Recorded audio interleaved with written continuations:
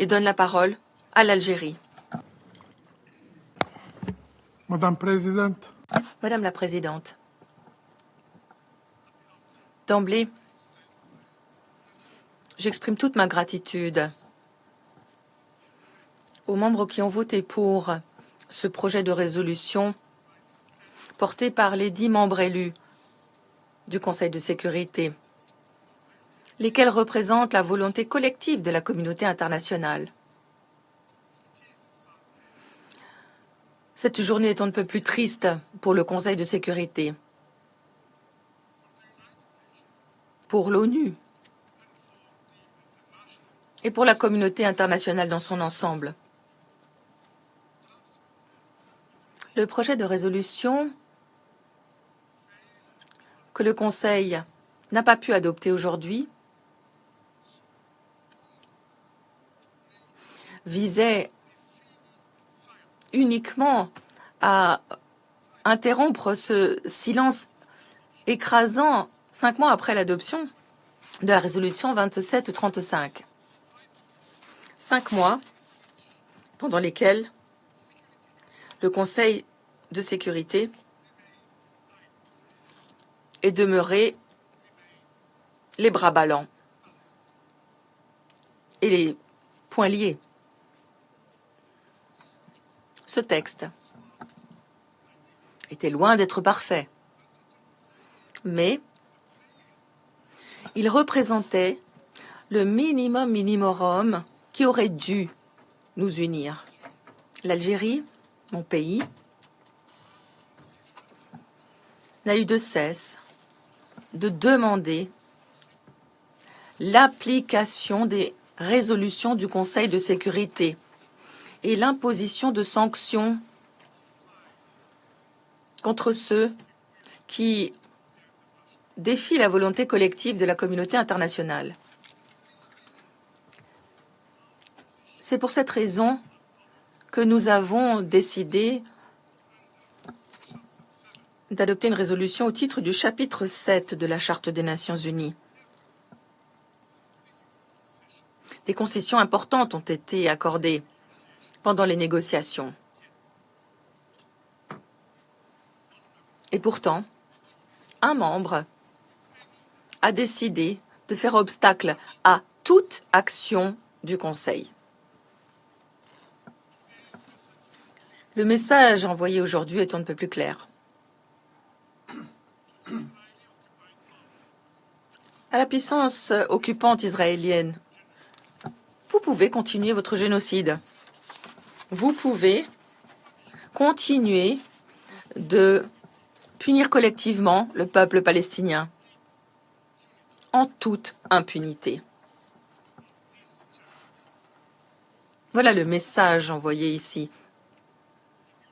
Au sein du Conseil de sécurité, vous jouissez de l'immunité. Au peuple palestinien,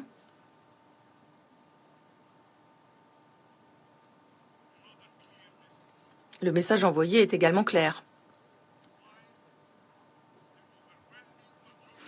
Alors que l'écrasante majorité des pays du monde sont solidaires du sort qui est le vôtre, un sort tragique, d'autres demeurent indifférents à vos souffrances. Madame la Présidente,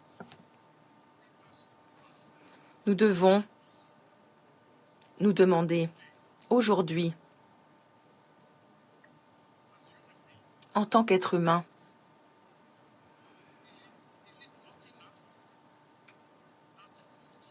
est-ce que 44 000 Palestiniens morts ne suffisent pas? 70% de ces victimes mortelles sont des femmes et des enfants. Combien d'autres devront encore mourir avant que le Conseil impose un cessez-le-feu? Est-ce que le nombre d'orphelins à Gaza n'est pas suffisant? Aujourd'hui, il se situe entre 17 et 18 000. Nombre d'entre eux n'ont plus aucun membre de leur famille encore en vie pour s'occuper d'eux. Gaza, jadis connue comme la ville des enfants, est tragiquement devenue la ville des orphelins. Combien d'enfants devront encore perdre leurs parents et devenir orphelins avant que le Conseil n'agisse? Est-ce que cela ne suffit pas que plus de 170 journalistes aient été tués à Gaza? Combien d'autres devront encore mourir avant que le Conseil agisse? Chers collègues, Israël, la puissance occupante, a tué plus de journalistes en une année que ceux qui ont été tués pendant toute la Seconde Guerre mondiale et la guerre du Vietnam conjuguée.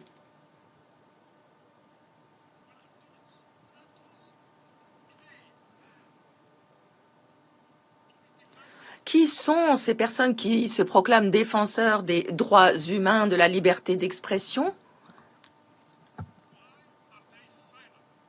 Où sont-ils? Pourquoi restent-ils silencieux face à de telles atrocités?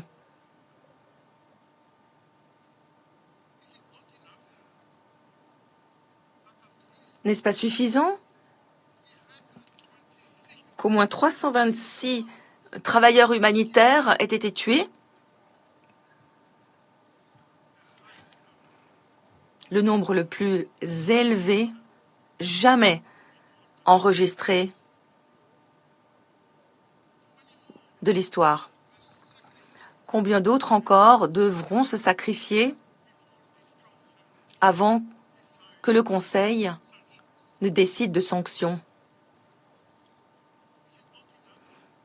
N'est-ce pas suffisant que plus de 1000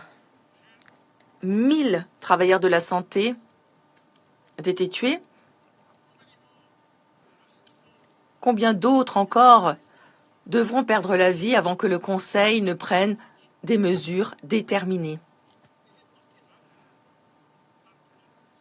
N'est-ce pas suffisant que la quasi-totalité de la population de Gaza ait été contrainte d'être déplacée et soit confrontée à la famine maintenant?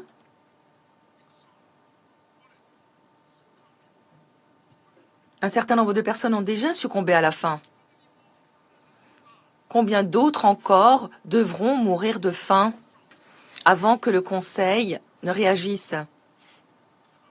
Madame la Présidente, au cours de l'année écoulée,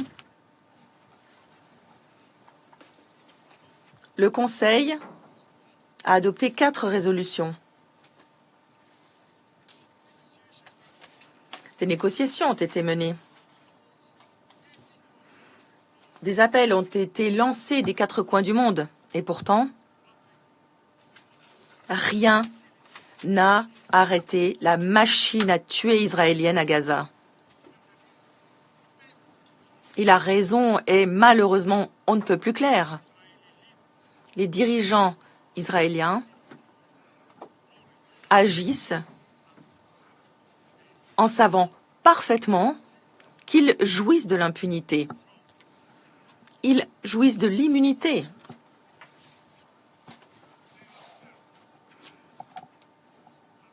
Ils sont certains que cet organe, le Conseil de sécurité, chargé de maintenir la paix et la sécurité internationale, au titre de la Charte des Nations Unies, se verra empêché d'agir pour mettre un terme au génocide. Aujourd'hui, nous avons manqué une nouvelle occasion.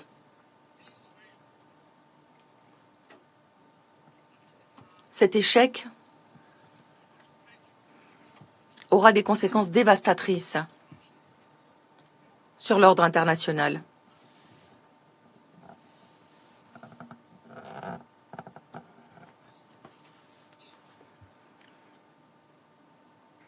Soyez-en sûrs,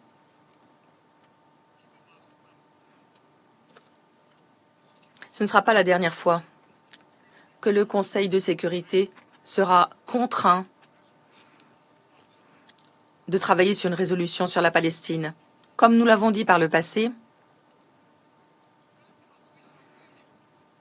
et comme nous l'avons montré, nous devrons sous peu revenir au Conseil de sécurité afin d'exiger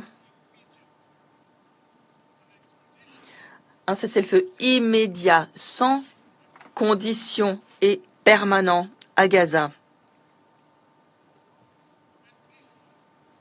Et cette fois-ci, en étant plus ferme encore, et ce au titre du chapitre 7 de la Charte des Nations Unies.